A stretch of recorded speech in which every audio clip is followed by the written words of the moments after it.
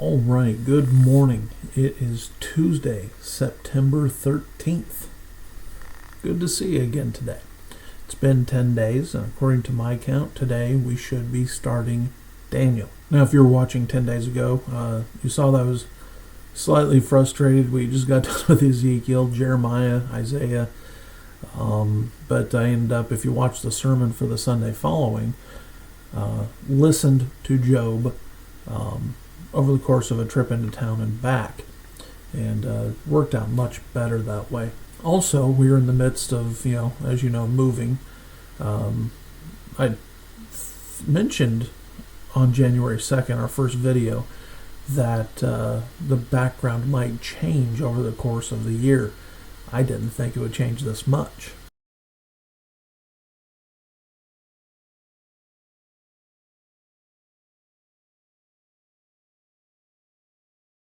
But here we're upstairs in my office.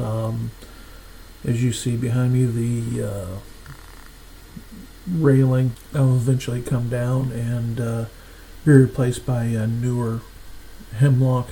As you see here, my full desk is back. We had downsized in my small office, and this is a top that I made for a store in Springfield, and so brought it over. My life is now lists. When you have to drive 50 minutes to the nearest place to get stuff, you make sure you have lists for everything. But here you see the casing of this window right there. None of the stuff is trimmed up yet. Still have a bunch of boxes, but hey, it's my office. So let me show you what I'm looking at here. And so that's behind, computer, boxes, door still needs to be framed, and some work needs to be done over there. And then my view is out that window. And so when we talked about the frustration of going through those 3 books and then Job, at the same time we're up here, super hot, no air conditioning, no running water, no toilet, so we were scrambling. So we have those things now. We're not put together yet, but again, this whole thing used to be a horse stable, and now it's where we live. So with that, let's get into Daniel, shall we? All right, so here is an outline of Daniel. You'll see that we will be going through here. Now, this doesn't have the last couple chapters, but it's just a continuation there. All right, so remember, Daniel was carried away. My notes say when he was 16. I'd have to go figure out where that came from. I don't know right now. Maybe by the end of this, I'll be able to tell you. But during that, he was made a eunuch and then sent to Chaldean University. All right, so sorry if any of that was choppy. My computer's making all sorts of noise over here. I'm trying to figure out percentages and why. So hopefully it wasn't. So 9 of the 12 chapters of Daniel deal with dreams. The stories about Daniel, Shadrach, Meshach, and Abednego, they're renamed Shadrach, Meshach, and Abednego. For some reason, they're still referred to by their new Chaldean names. Daniel is still Daniel. He's one of only a couple men in all the Bible that no negative is mentioned about. He's trusted so much by the people around him that the captain of the guard goes before the king to stop people from being killed, puts his life on the line based on what Daniel says he will do. Jesus quotes Daniel 9:27 and Matthew 24:15 and uses Daniel's name. So now remember, Assyria was the world power, carried the northern kingdom away. That's been now a couple, 120, 130 years ago. Babylon was part of the Assyrian Empire. Babylon rebels, and then starts moving, takes over the Assyrian Empire, destroys it, and then goes down to fight Egypt. And that's when Josiah decides he's going to step up and fight, gets killed, and within 20 years, the first deportation happens. While Daniel's there, he'll serve some Babylonian kings. Then there is a bloodless coup. The kingdom head that we're going to read about in chapter 2 is referring to Nebuchadnezzar and his kingdom. So the next kingdom after that is the kingdom of the Medes and Persians.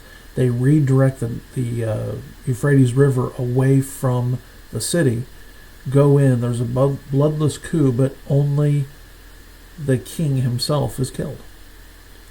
Many people see the conquering Medes and Persians as saviors, including the Babylonians. Daniel serves for both kingdoms. When a lot of people came back in the 3 return voyages, Daniel wasn't one of them. Daniel stayed. Now, I mentioned Cyrus redirecting the river. It's this Cyrus that was named by Isaiah a little bit ago. But anyway, Cyrus named before he was even born. The key verse is probably Daniel 1:8.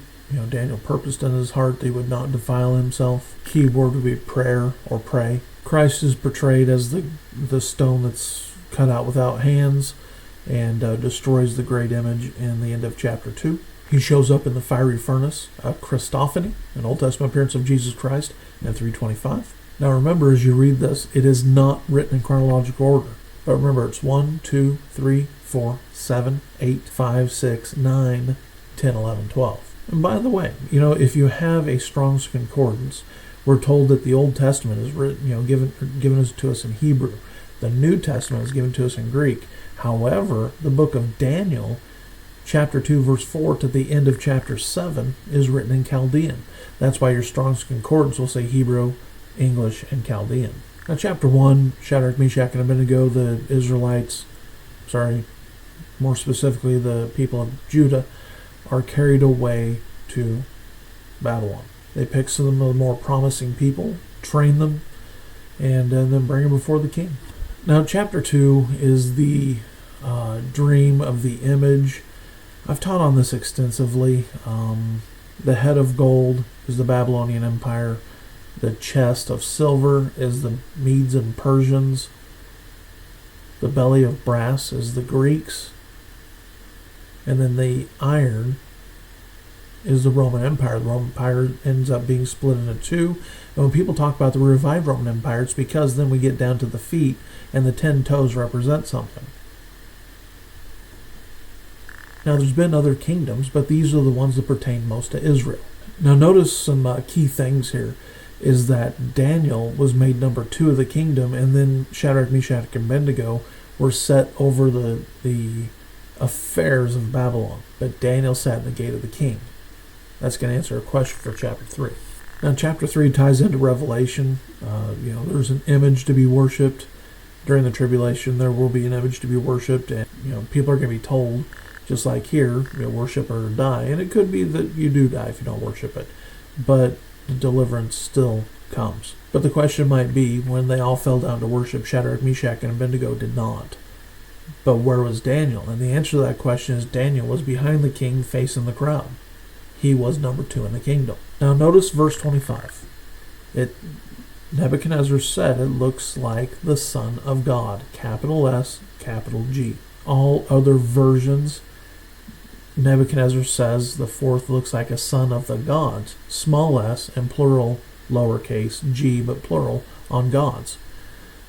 It's a definitive line. They both can't be right. You pick up an NIV, look at Daniel chapter 3, verse 25. Pick up an ESV, look at Daniel chapter 3, verse 25. You pick them up, you look at it, and you have to ask yourself, was it Jesus that showed up, or was it a son of the gods? Both can't be right. Then Nebuchadnezzar, you see he changed, but his heart hasn't changed yet. You're going to see some different things, because even here, hey, if you say something bad against, the God of Shadrach, Meshach, and Abednego, I'll cut you in pieces, your house will be made into a dunghill. That will change in the next couple chapters. All right. I hope this was helpful to you. I've dived hours into this. If anybody wants the links, or maybe I'll try to find them and post some of those in the description if I can. All right. Hope you have a great day, and we'll catch you tomorrow.